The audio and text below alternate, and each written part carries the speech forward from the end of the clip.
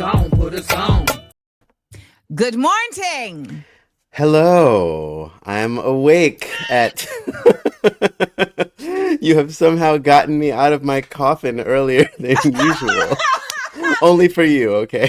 Thank you. I'm so honored. Y'all have to understand my guest ended up not being able to join us at the last minute last night, and I threw out a lifeline, and Logan said, I got you. I will wake up early for you. And that touched my heart. That touched my heart because also, like, we have real stuff to discuss. We have real stuff to discuss. And so, like, I can't just discuss it with anybody. And let me just tell you, I could have done it by myself, but I'm like, no, I need another voice. Yeah, now, I'm down. I'm interested. I'm curious. Interested and curious.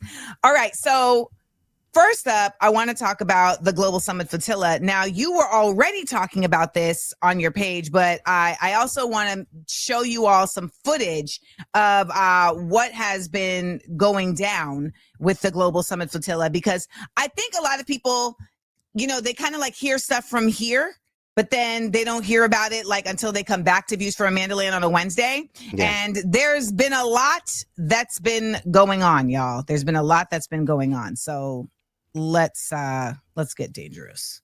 Are you coming to the tree? Hi everyone, Yasmin here.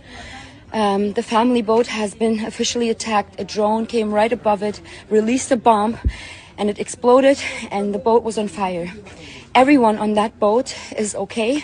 The fire is out, but I want to tell you that this boat was the boat that every person from the Madeleine, old Madeleine crew, was on, which is Greta, me, Tiago, Schweib, and so many more amazing people. They have bombed a boat once again with civilians on it in Tunisian territory. This is an attack against Gaza because they don't want us there. So we need you to mobilize. Let's not stay quiet.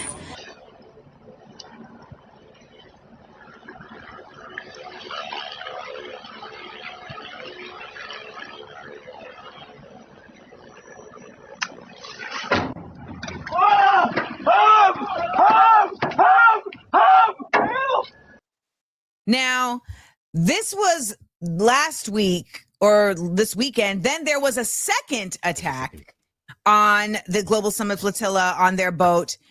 We've also seen that the fake news of them all, Israel is saying that this was not actually a drone attack, that this was their boat just spontaneously catching fire. Meanwhile, Israel has, including them being in Tunisian waters, attacked 5 countries in the past week. So let me know your thoughts about this Global Summit Flotilla, about you were talking about Greta Thunberg and why it's important that, you know, she's there, but also why it's annoying that people are like centering her, etc. So any thoughts you have to add, I would love to hear. First of all, the hair looks great. Same, because the bangs are banging. The bang. The bang. Okay. No, for real. Okay, so the flotilla is super important. And it's important because, for the reason that you mentioned, is that people aren't seeing this on regular news because they're not covering it. Right. What they want to do is do what they've done to basically every genocide since this country has started, which is they do it in silence, right? It just happens. This is going to happen. It's real standard abuser shit. It's like, we're going to do this. We can do it the hard way. We can do it the easy way, but we're going to do it. Mm-hmm. And so what they're trying to do is, that means since they have control of the entire fourth estate, is that they are doing it quietly. They want people to be fucking quiet about it, right? But the flotilla, and the reason that it's so important that they're doing it, is because they put people on it who it's impossible to ignore, who have their own platforms. And this underlines to me the importance of not only people getting involved, like in every single way, but the importance of social media and the importance of the way that we have, in some ways, democratized media and democratized attention. It is. I mean, there's some astrology things in here, but I'll leave that alone. But like, the way that we have democratized attention in this particular era is the reason that we have an actual shot at global revolution.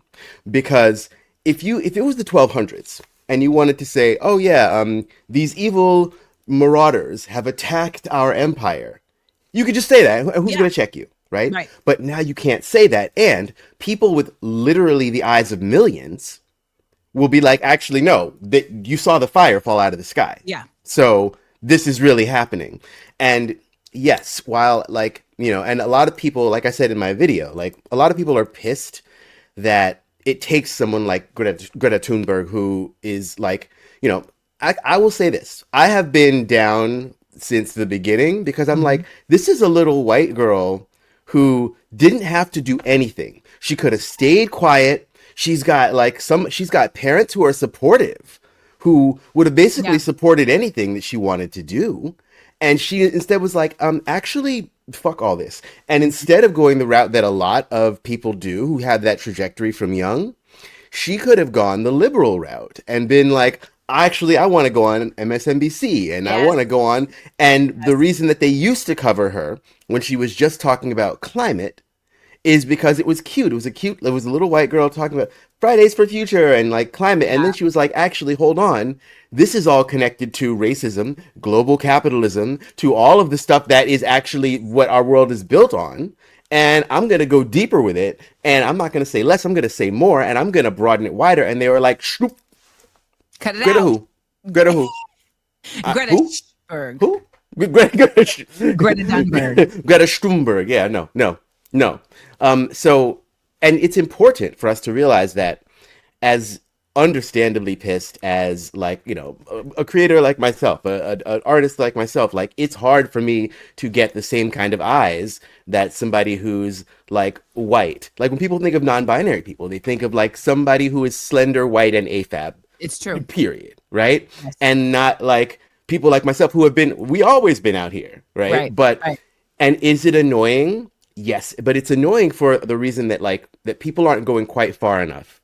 One of the things I say about everything, and I'll probably come back to this, take these thoughts to their logical conclusion. Why are you annoyed that Greta Thunberg gets more attention? You're annoyed because we live in a white supremacist world. Right. So you can be annoyed about it, or you can use that to our benefit. And that's what Greta's doing. Fair. She's like, because you care so much, because you only care about white people, okay, we're going to get some white people and we're going to go in your face because you don't want to blow us up. If the world sees you blow me up, it's going to be a problem. They're going to have feelings. Yes. Right? And that's something that the empire doesn't want.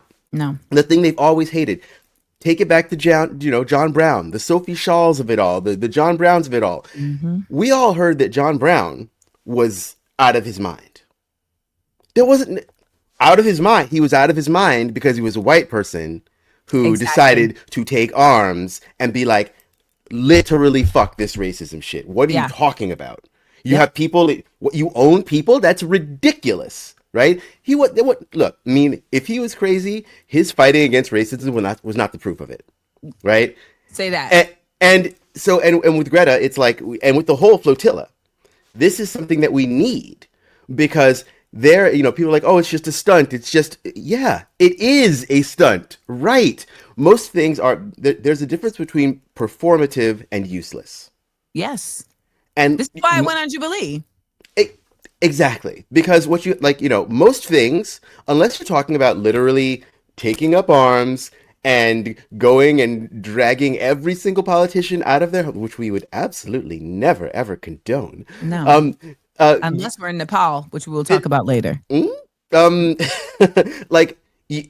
Most things are a performance for someone, right? Because you need to get people to see, right? That's what art is. Art is inherently performative so that you get that word and they put a negative connotation to it regardless of its context, right? Yes. Like some things are performative in a context of they are fake and phony, but some things are performative in that they are a presentation of, and they are a display of that which needs to be seen. Yes.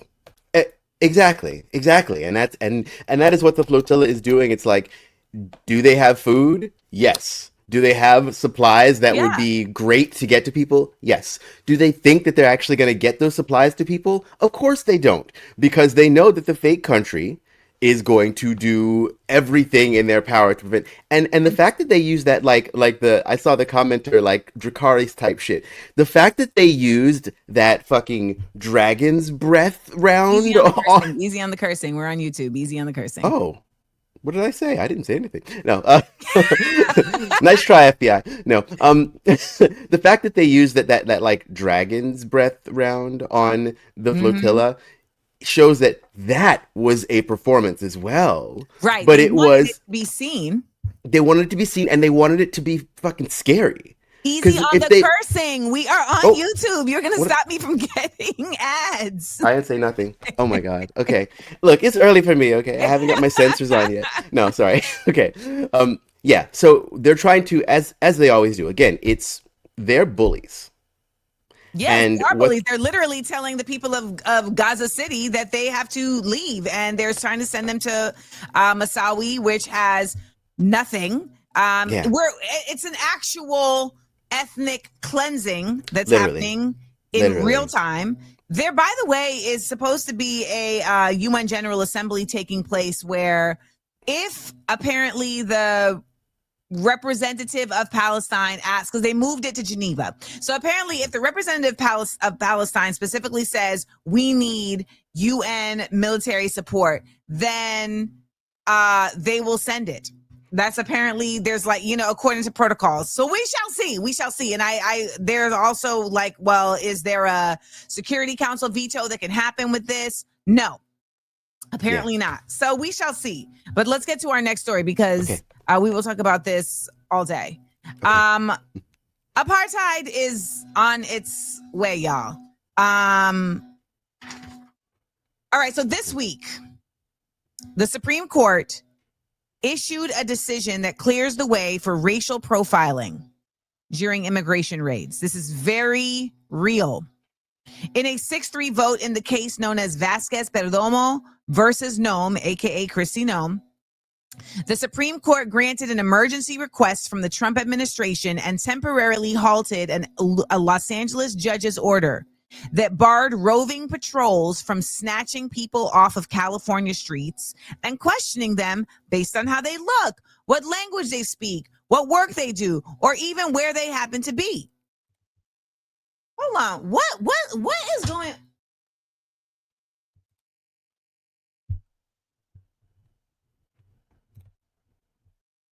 Talk to the people. I'll be right back. You heard me, Logan? Are you frozen? Talk to the people. I'll be right back. Okay.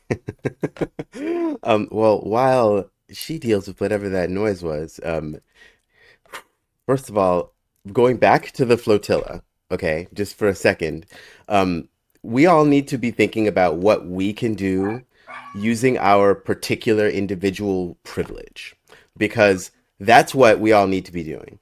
Right? We need more people of the overculture, white folks, to step up and figure out, like, how can I do this? And you know what? Not for nothing. You can start doing this in your home, right? You can start doing this at your dinner tables, because this is the conversation that should have been had. But one of the things is that we don't talk about certain things, right? That too is the kind of white supremacy that slows this down. Why is there only, and the question you have to think of is, why is there only this one prominent white woman who is out there doing this, right? Why aren't there more? Where are all of them? Because y'all, at least in this country, y'all are still the majority, right? The question isn't why, and she's not even from America. So we need more Americans to have skin in the game, to put themselves out there. And you know what? Like, people of color, we're going through it, okay? We're dealing with everything that all the empires are raining down, even though, like, the fake country is just an offshoot of the U.S. empire, right? We need more people to step up and do everything they can do from their positionality, because that's how we're going to get out of this. We need everybody. Now, these people ain't never blown a leaf. Ever. And then all of a sudden today, they decide we're going to blow all the leaves right under your window. Of course. As I was saying. So in a 6-3 vote in the case known as Vasquez Perdomo versus Noem, they basically said, and this is not a official ruling, Okay. It's a brief. And the Supreme Court issued an unsigned brief that overturns this anti-racial profiling decision that has been in place. So it gives immigration agents a green light to stop anyone that they just guess is here illegally. Anyone. Yeah. If they are speaking Spanish, if they're looking like they could be an immigrant. And this is when I was talking about before, this concept of Black folks being like, well, it's not going to happen to us. I'm like, why is your only version of immigrant someone that looks like they're from Central America? That's like, I don't understand how that's your only version of immigrant when Barack Obama deported more Haitian immigrants than anybody. Okay? Ooh. And for what it's worth, these people consider us immigrants. They do not consider us to be actual Americans. And I'm going to talk about this later in my How Black Do You Feel Today, because there was a Republican senator who just did an entire speech about how the United States is for white people. It's for the descendants of the Puritans, the descendants of those who fought in the Revolutionary War, not for us. Yes. So what are your thoughts on this? Because it's really already taking hold where they're just stopping any and anybody. And that was already what was taking place. But now they can really be bold with it. Well, I mean, is it starting or is it just overt? Did we just go from de facto to de jure? I think that's more what happened because, Black people in LA have known for decades, if you cross Alameda Boulevard, right, you're probably going to get harassed by cops. And that what you just said about like Black people thinking of, when we think of immigrants, we think of people from Central America. That happens because we're also Americans and we forget that sometimes. I do. I know. We are not. And that's one of the reasons that like I mean, this country was always conceived as a white ethno state. It's already in the Constitution, right? It's literally in the Constitution that you and I are 3/5 of a person, right? So this is just, they're just taking it back. When they said "Make America Great Again," they were talking about like 1776 type beat. It wasn't like back to the 50s, right? They're talking about like original. What the founding fathers intended was that I am not a person, you are not a person, only white landowning people matter, and everybody else, good fucking luck to you, and we're gonna come get you. So this Stop is not cursing. Oh my god. Oh my god. Oh my gosh. I need a little button. Ding ding. Yeah. Essentially, this is what's always been happening. It's literally what's always been happening. And now it's just in the laws.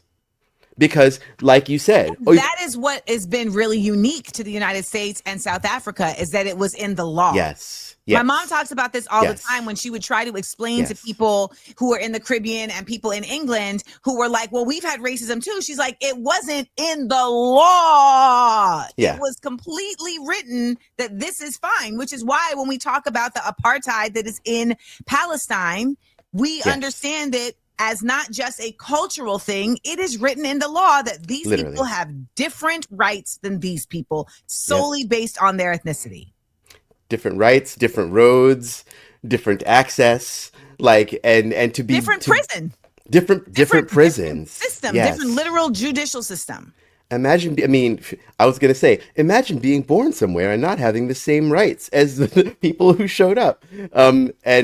That's America. And I feel like the fact that everything that's happening right now is an escalation of what is already there and putting it into the laws, making it de jure.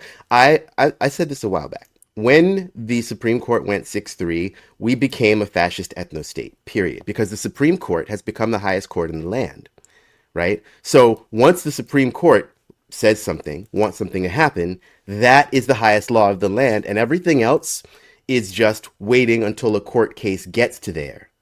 And this is why when people say, it's all about the Republicans. And I say, no, the Democrats allowed for this to happen. This was already in motion. This has been in motion since directly after the civil rights movement. They began the process of reverting things. Okay. And when we have someone like Joseph Biden, who is a career politician, actively say he will not expand the Supreme Court, that is the Democrats being oppositional to not actual problematic and fascist takeover, but oppositional to any shift happening that could actually save the semblance of democracy that exists. Absolutely. I mean, they are two wings on the same bird. They are there to keep entrenched power. That's it. And they have different functions. But liberalism was always a compromise between hard fascism and like, okay, right? Yeah. It was never a compromise between the far left and the far right. It never was. The far left doesn't exist as far as the government is concerned, right? So liberalism is always a capitulation, and Obama should have made RBG step down, or like at least strongly suggested that she step down. Absolutely. There's a lot of things. I mean, didn't fight for let them steal one of the nominations from him. Yep. Like, I mean, it's like, how far back do you want to go? Yes. I mean, that should have been a whole big issue. And instead it was just like, oh, shucks, Mitch. Well, you got me. And of course, the hubris of Hillary Clinton and all of those people being like, oh, it doesn't matter. We got this. We'll just do it because I want to be the one to nominate the next. Yeah, it's just hubris. And again, they're all buddies. It really is the kayfabe of it all. It's just like back behind the scenes, they're all friends. All their kids go to the same school. Sharing hard candy with George Bush. Thank you. Your man Obama was kikiing with Trump at the damn funeral. Yes. The Clintons and the Bushes own property together in Haiti. Yes. So all of this is, again, collusion, right? Yes. And when we see these folks post-presidency continue to collude versus doing the Jimmy Carter of it all and saying, yes, okay, I couldn't say this when I was in there, but now I'm out here. Yes. Yeah. Honestly, I feel like Jimmy Carter is all American presidents are bad. Period. But Jimmy Carter, I feel like, is the last like decent human being who attained the office of president, as evidenced by the fact that he spent a lot of the rest of his life trying to do stuff against the stuff that he did when he was in office. Like trying to, at least. It's all, they're all in on it, obviously. And are Republicans, Republicans are like the hammer, and Democrats are the ones who, could offer another solution, and they're just like, we're not going to, It's kind of like the people who, one of the best metaphors I heard is that the Democrats are like people who would put out the fire, and the Republicans are the arsonists, but the Democrats just sit on all the fire extinguishers and make you fill out paperwork. Like, do you have the right paperwork for this fire extinguisher? Sorry, we can't just... Yeah, I see that there's a fire, and that's really bad, but you don't have the right paperwork. Sorry. And meanwhile, the fires continue, and they keep lighting things ablaze. And it's like, yes, is an arsonist worse? Sure. But they work together, and they have to work together. And, like, that's why I'm like, I don't mess with any of y'all. Well, now someone said, I think Mr. Obama played the game at the funeral. We're going to talk about playing the game because we're going to get into this conversation about Zohran. And I just want to plant this seed for you all. When you see people playing the game in your name, they are playing you. That's what is happening. So let's get into Zohran, because I know people are like, why are y'all picking on Zohran? Why y'all going so hard at Zohran? So I'm going to play for you all this interview that Zohran did with Al Trash Sharpton. And you're going to hear I Am Blakely's voice, because she was trying to like share the video, but then she couldn't stop herself from talking. Now, for the record, people have said that I Am Blakely is anti-Black. Is she? I don't know. I haven't seen anything that said that. Do you have any experience with that? I don't know I am Blakely. Okay. So people have said, yes, that this influencer is anti-Black. Until I see an example of it, I can't just go on people just saying things, because people say things about me all the time. All the time. All right. So let's check this out. Just jealous. Home of the largest Jewish population outside of Israel.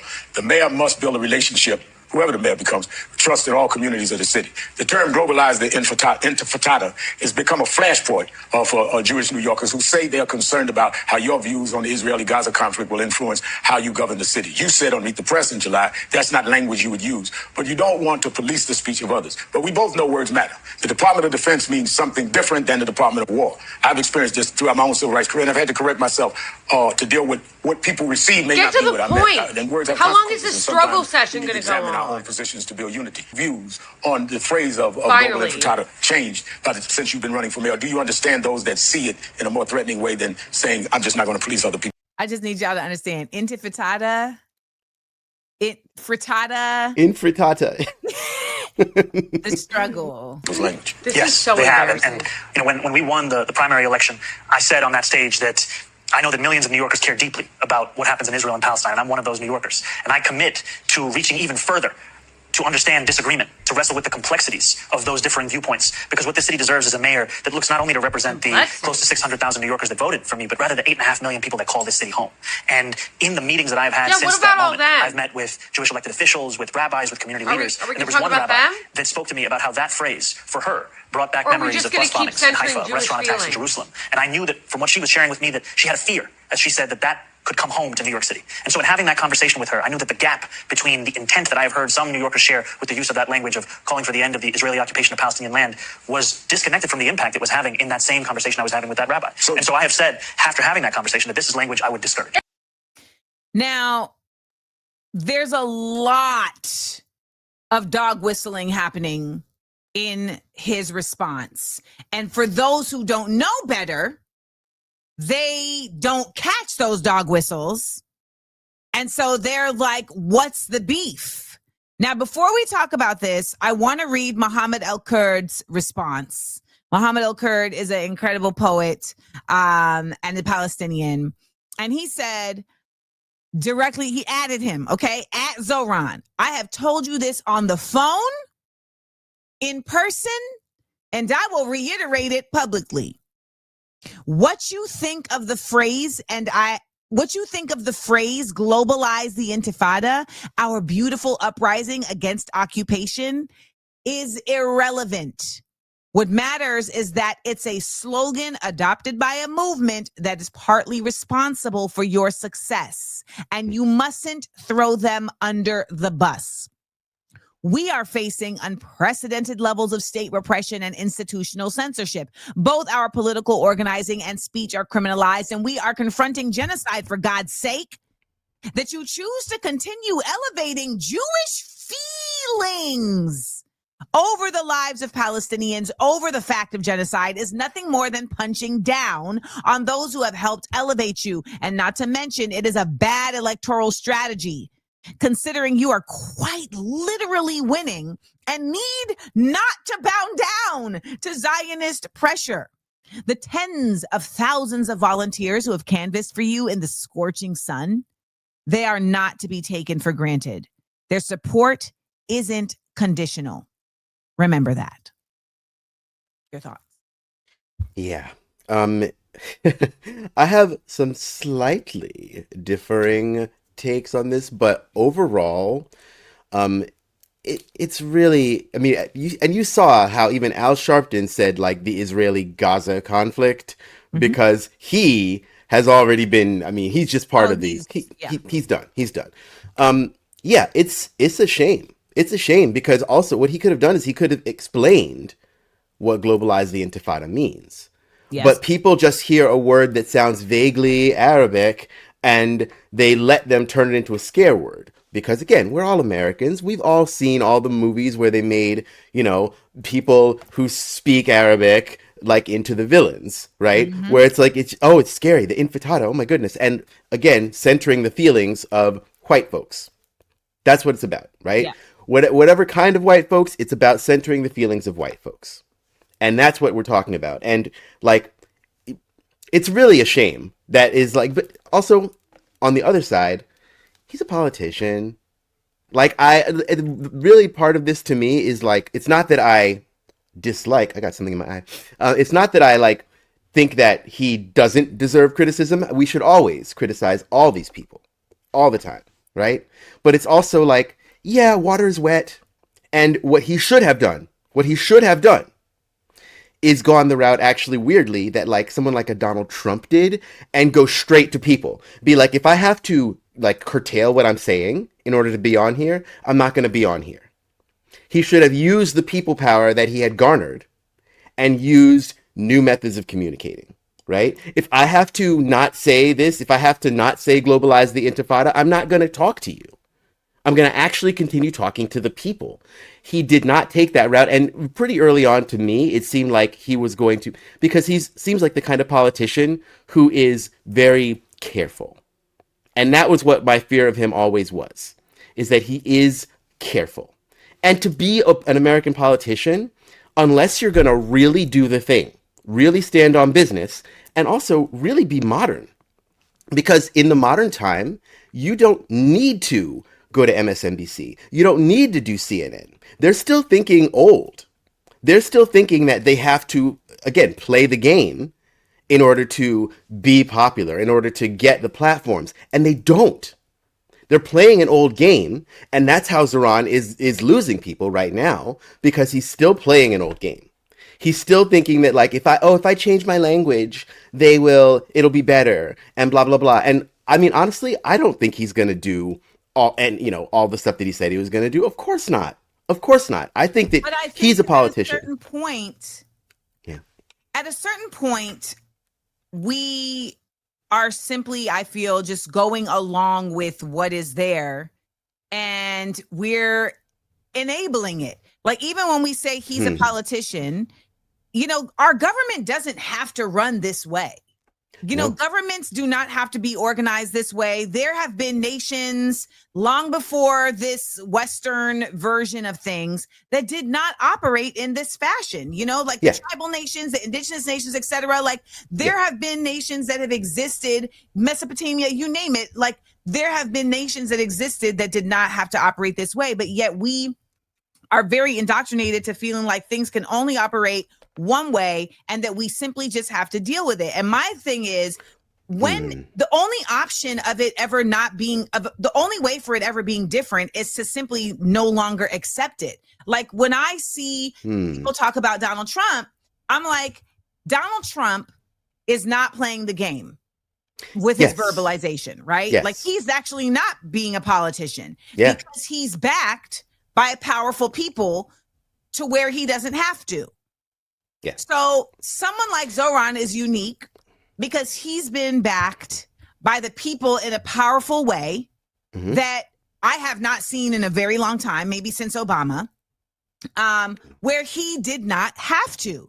He did not win the nomination by capitulating to Israelis outwardly. Now, I don't know if in the back, you know what I mean? I don't know if in the background he was like, hey, y'all, after I get elected, I'm going to come out here and I'm going to show you love. We don't know. We don't know. But what I will say is that I am of a mind that the more we enable by simply stating, oh, they're just going to be what they are, we don't allow or cause pressure for them to be something different. Yeah. And I think that, so I'm not saying something different. What I'm saying is I'm talking about my personal response of whether or not I am like, shocked and chagrined about him doing it, right? No. Right. No, it's not about shock. Basically, I'm saying that people are kind of like, well, why are you guys attacking him, or why are you guys challenging him, etc. Oh, no. The reason why I was doing the same thing with Kamala Harris, and I said it to her face. I want you to be different. Yes. And I mean, and that's what I'm saying is that, like, the thing that we could be telling Zohran is that you don't need MSNBC. You don't need, which I mean, and that's, I know. Muhammad said, I called you. But other people know. But other people don't know. And that's the thing, is that the reason that people are pushing back against us calling out politicians is that we all are trapped in this thinking. And so it is, yes, Zohran is trapped in this thinking. So are most of us. And what I'm saying is that I'm not like, I agree with you completely, right? We need to imagine different ways. That's literally what I'm doing, is imagining different ways to use platforms and use the voice that we have, right? And that's what we need to push. And what I'm trying to just get to solutions at this point, right? Because it ends up being a thing where, where it ends up being like celebrity culture, where they end up making a fight out of politicians. Absolutely. And it ends up not being something that is productive for the people. And I'm just like, what do we do? What do we do? To me, that means that our issue should be more with the people than with the politician. So like when people see me saying what I'm saying about Zohran, what they don't understand, they're like, why are you picking on him? And I'm like, if he does not feel pressure, then he does not change. Yes. That's the only thing that they are there for. Yes. Like, so I'm going to show you some of the responses that I got. Okay. Someone said purity politics is corporate for people with integrity that stand on business. And to that, I say, yes, TF, we can. How do you feel about the concept of purity politics that's being attached to anyone who expects their politicians to stand against Israel and genocide? It's so irritating because they're the ones with the purity politics. They're the ones who demand that everything be homogenous. They're the ones that demand that you not talk about certain things. We're not the ones doing purity politics. We're the ones who are saying this is really what's happening, right? This is not about, I'm literally just talking about what has to happen. They're trying to keep things within they're trying to keep things within the Overton window. And that is by definition purity politics. What is the Overton window? Let the people know. So the Overton window is the acceptable range of political discourse. So in America, the Overton window is basically like, at this point, it's fascist. So it's okay to say overtly racist stuff. And it's okay to say racism is maybe bad, right? But saying something like globalize the Intifada is absolutely not. That is outside the Overton window. That is outside acceptable political discourse on the main stage. So the Overton window is the little window of what is acceptable to say on a CNN, on an MSNBC, without getting the plug pulled on you, right? So they are the ones that make sure that conversation stays within what is acceptable to their sponsors, to their donors, right? We're not the ones doing purity politics. That is all them. Okay, I'm looking at reality and I'm responding to it. That's what I'm doing, right? So, it's absolutely not purity politics. We have, opinions that are all over the board about different issues. Yes. And that is what it's supposed to be. Purity politics is saying, get in line, do what has to be done. And what we need to do is we need to expand and in conversations with people in power or like close to power, but also with each other, being like, we need to expand these conversations. We need to learn more about what is possible. And also, not for nothing, not just learn more, but just do more. It really takes doing more. To that point, someone said, moreover, let's get him in first and then push. Let's not push people away from voting for him to get a Cuomo. Sometimes I just don't get it. This rhetoric is so tired, Logan. It is. It really is. It really is. It's like, okay, are we like the fringe loony left, or are we all powerful and what we say immediately changes everything? Like, which one is it, right? Which one is it? You can't have it both ways, right? So like, It doesn't make any sense to me. They really just want us to shut up. They really just want to not think about it. They don't want to, like, it's a weird, I guess, I don't know, maybe it's the autism. Like, I just can't see mood continuing the same behavior over and over and over again and thinking that it will be effective. It's always, we'll deal with it when they get in. But to your point about doing more, no one knows how to do that when they get in. What is your version of applying pressure once they're in office? How is that effective once they're in office if you can't get them out of office? Where is your actual leverage once they have gotten the thing they required you to get. That is, honestly, I think it's a thought terminating cliche at this point. Like, just be quiet until we get them in office. They don't think about it. Again, they don't take the thought to its logical conclusion. Yeah. They say, just be quiet till we get, and then they get them in office, and then they go back to brunch. Literally, they just want to feel like they got to win, right? So they don't have to think about it. They want to not have to think about politics. That's the part. And that's the part that to me is like, the idea of coming from Grenada, where everyone talks about politics all the time, everywhere, and it's not seen as like a disruption. It's not seen as like this is personal. You're ruining the party with politics. Like, it's a part of the party. I mean, that's just what it is. You see politics in our carnival with jab jab. I wish that was not my experience growing up as a Black person in America with a conservative, heavily Christian mother. Mm-hmm. Like, no, we didn't talk about politics because we Americans. And again, maybe it is the neurodivergence, but for me, it was always like, why are we not talking about this? Why are we not talking about this? This is what governs our lives. This seems like this would be important to talk about. And their game is just, what do I have to do to not have to think? Because once people actually start thinking about it, yes, it changes how you have to live. So someone said, then when else is the time to hold people accountable? He is not out of step for supporting Palestine. He is trying to vie for the vote of rich people he doesn't need to win. Saying that out loud is not appropriate. I really appreciated this comment because it really grounded very quickly. Like you said, when they are making those statements before, it's like to shut you up. And it's to shame you for saying, hey, you don't need to do this. Yes. You don't need them.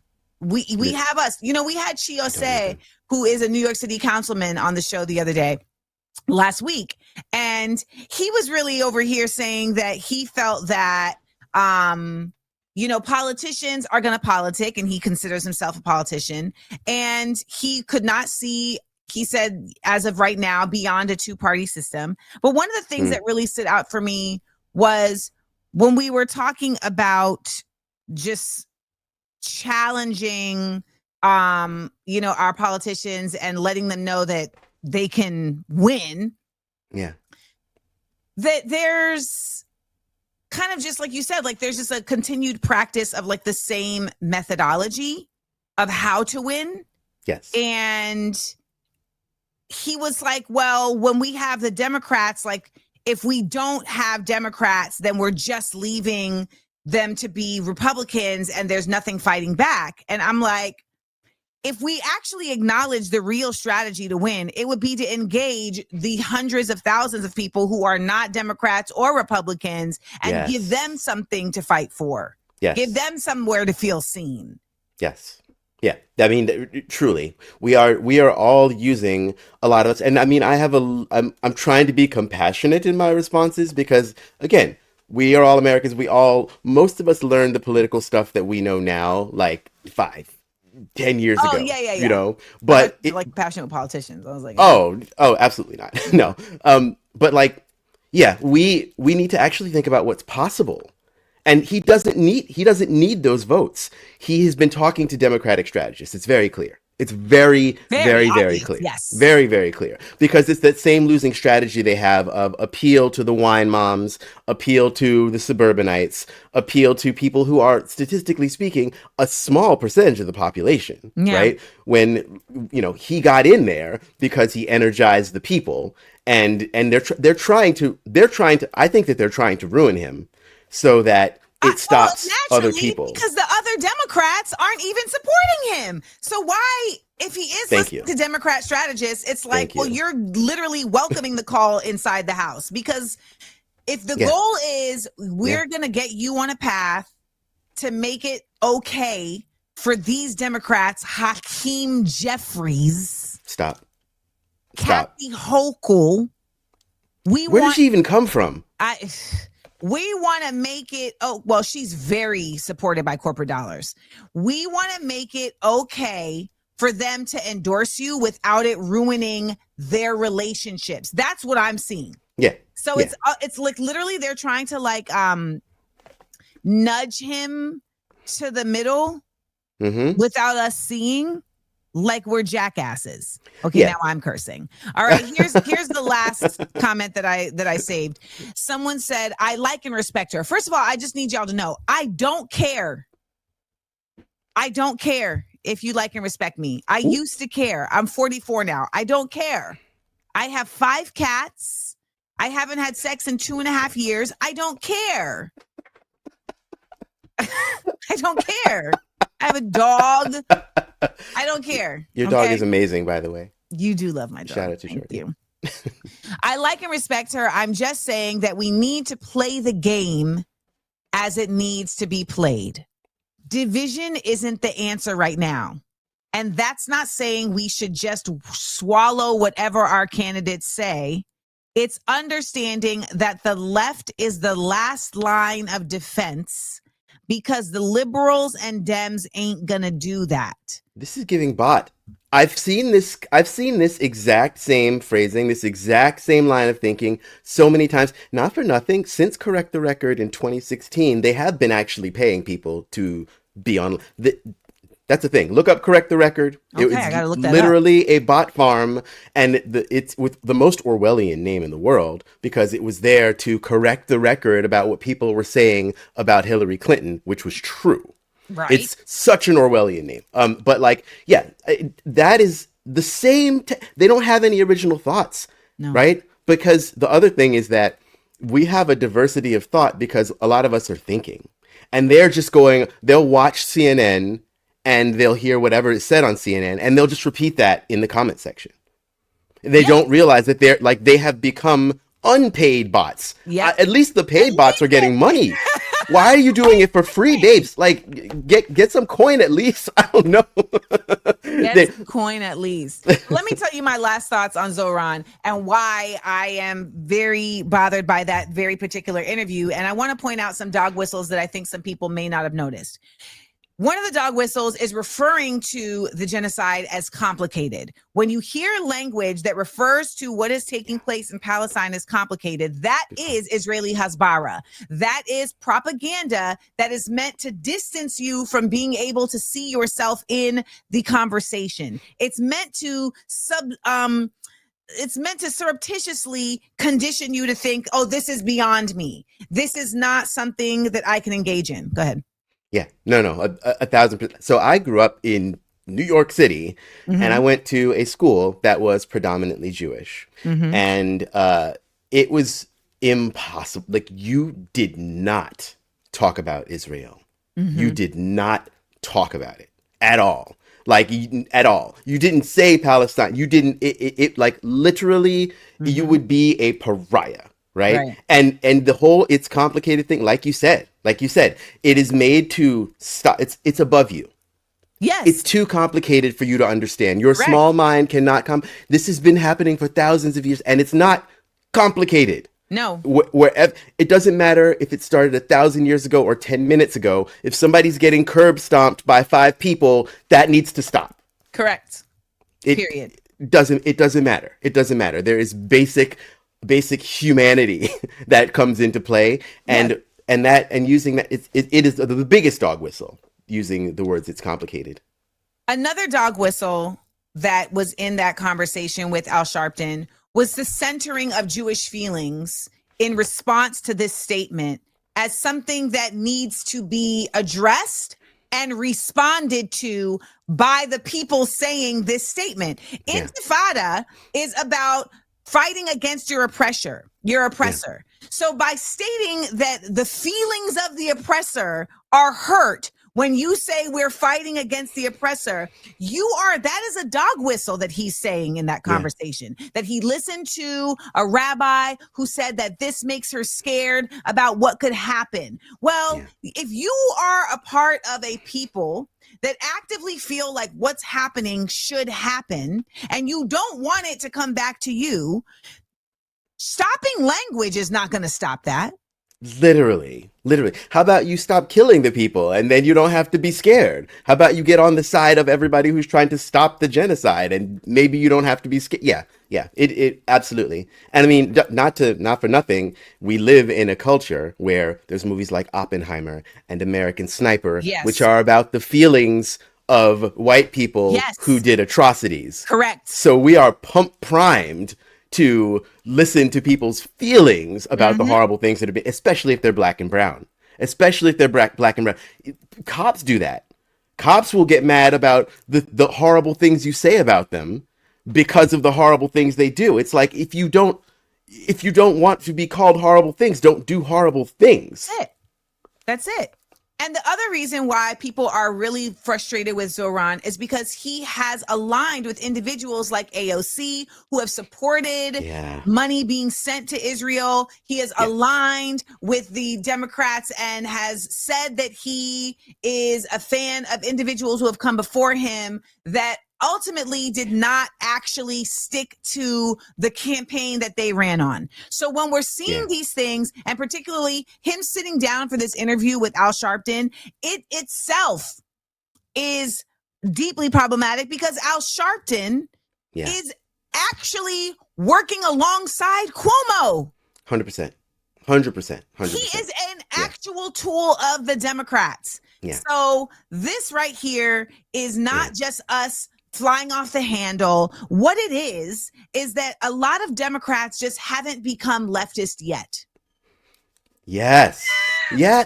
Yes. That's just it. A lot of us are Democrats that saw more than we had been shown and realized we could no longer stay in alignment. That's it.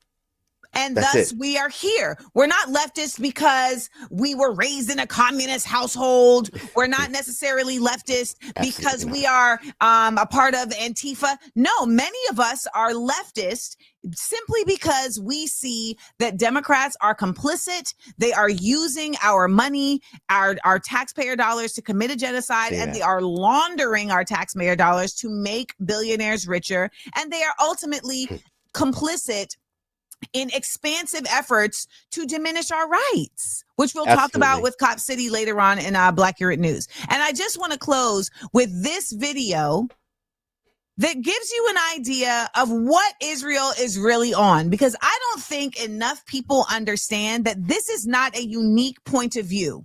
היא תומכת בתוכנית מסודרת לשלוח את כל העזתים למדינה שלישית שלעולם לא יחזרו.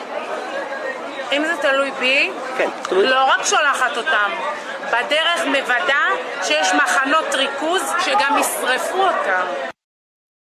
Like, that is insanity. For those of you all listening on the pod, that is an Israeli woman on the street in Israel being asked, is your wish to see Palestinians completely removed from Israel? And she says, yes. In addition, I would like them on their way out to have to go to concentration camps where they are burned. Make it make sense to me. The thing that actually opened my eyes to what was happening in Israel and Palestine was an interview, an on-the-street series of interviews by Abby Martin. Shout out to Abby. Global treasure. Global treasure. That's what opened my eyes, because the people on the street. Episode of Small Doses podcast, y'all. Oh, amazing. Seeing just what the average person there thought was like, it's average, like man on the street, like Jimmy Kimmel interviews, literally, and they would be saying the most horrific things casually, like what she just said, what that woman just said. And that's not like again, their Overton window is just it's either we expel them and commit genocide, ethnic cleansing, or we actively kill all of them. That's the entire conversation there. And wow, it's like it is sociopathic, for lack of a better word, on a countrywide scale. But I will say this, that is the same thing about America. We do that all the time, and we as Americans, our money all the time is going. That new iPhone, Congolese blood is in it, right? We are not as overt about it, but we're kind of like the Democrats in some ways, where we let the shit happen, and we accept the way that it is. I mean, I'm going to say, you know, I the don't think NFL, we deserve a country. No, I agree completely. I agree completely. And they're the ones that are destroying the country because their stated goal, Steve Bannon and all those, their stated goal is to get rid of the administrative state. And that What means I'm to get rid saying of is America. that is exactly their goal. That And is- I think what not enough USCians really seem to understand is that the reason they will be able to achieve their goal is because there really is no such thing as the United States of America beyond on paper.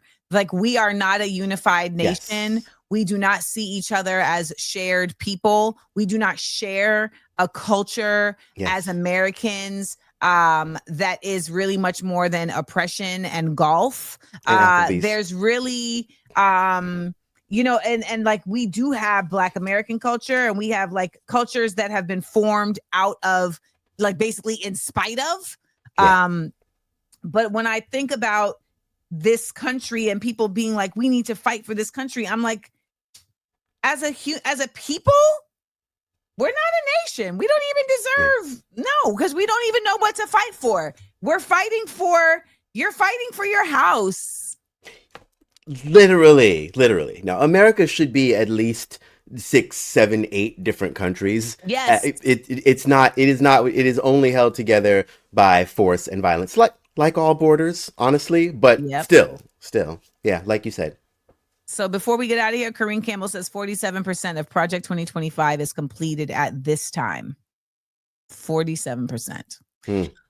Well, always a pleasure. So proud and honored that you woke up early to come curse us out.